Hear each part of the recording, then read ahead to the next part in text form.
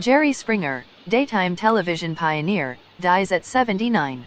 Longtime TV personality Jerry Springer, who helped pioneer the high-energy, often profane genre of confrontational daytime television, died Thursday after a bout with cancer, his representatives said. He was 79. Springer, the former mayor of Cincinnati, died in suburban Chicago, publicist Linda Shafran said. He died from pancreatic cancer. Family spokesperson and longtime friend Jean Galvin said. Jerry's ability to connect with people was at the heart of his success in everything he tried, whether that was politics, broadcasting, or just joking with people on the street who wanted a photo or a word, Galvin said. He's irreplaceable, and his loss hurts immensely, but memories of his intellect, heart, and humor will live on. The Jerry Springer Show ran from 1991 to 2018 and was known for its profanity-prone guests who often had to be restrained by on-set security guards as audience members wildly cheered, "Jerry, Jerry, Jerry." The show's 1990s popularity made it a ratings rival of its daytime polar opposite, The Oprah Winfrey Show, and Springer had no regrets about the high-energy, lowbrow material he aired on afternoon TV. "I don't watch the show, but it's not aimed at 66-year-old men," Springer said in a 2010 interview. "If I were in college, I would watch. I enjoy doing it. It's a lot of fun."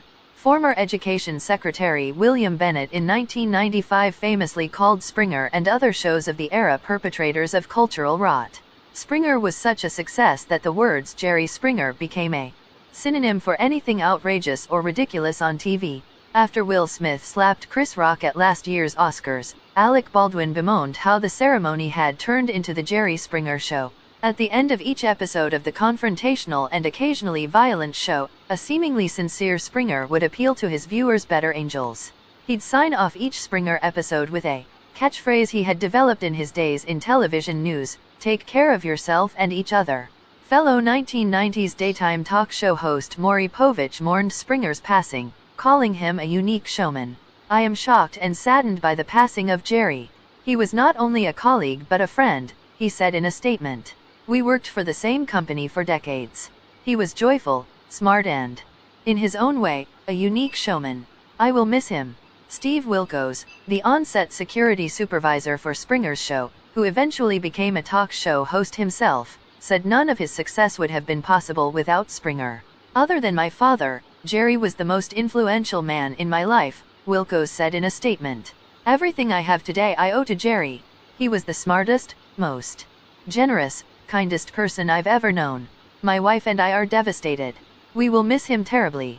Gerald Norman Springer was born February 13, 1944, in a London subway station that was being used as a bomb shelter against German air raids. His Jewish parents Margot and Richard Springer had fled Nazi Germany before the start of World War II. The family moved to the U.S., and Springer grew up in New York City, where he graduated from Forest Hills High School in Queens. Springer studied political science at Tulane University and received a law degree from Northwestern Law School. He joined the ill-fated presidential campaign of Robert Kennedy in 1968 and participated in the massive anti-war protests at that year's Democratic National Convention in Chicago. He settled in Cincinnati and soon took an active role in politics, eventually becoming mayor in a city hall career that easily could have been the topic of a Springer show. He won election to the city council in 1971, but he resigned in 1974 after he admitted having used the services of prostitutes, some of whom he paid with checks. The scandal didn't sink Springer, and his openness about the affair is largely cited for his political comeback. He won election back to the council in 1975 and served as mayor for a year beginning in 1977. Springer took one more shot at politics in 1982, running for governor of Ohio.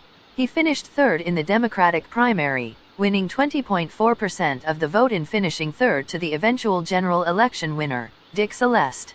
Springer then turned his attention to television, as a political reporter and anchor on WLWT, the NBC affiliate in Cincinnati, where his final thought commentaries became an audience favorite. "I cannot think about my life or talk about my life without talking about Cincinnati and the role Channel 5 played. Channel 5 gave me my career, so that's everything," he told WLWT this month.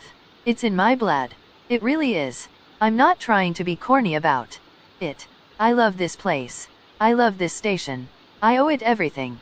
Even after he stopped making Springer, he remained a fixture in pop culture. He finished in 5th place on Dancing with the Stars in 2006 in a competition won by former Dallas Cowboys running back Emmitt Smith.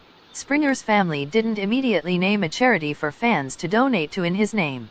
Instead, they said, "To remember Jerry." The family asks that in lieu of flowers you consider following his spirit and make a donation or commit to an act of kindness to someone in need or a worthy advocacy organization. As he always said, take care of yourself and each other. Thank you for watching my video. For more videos, stay connected and must subscribe.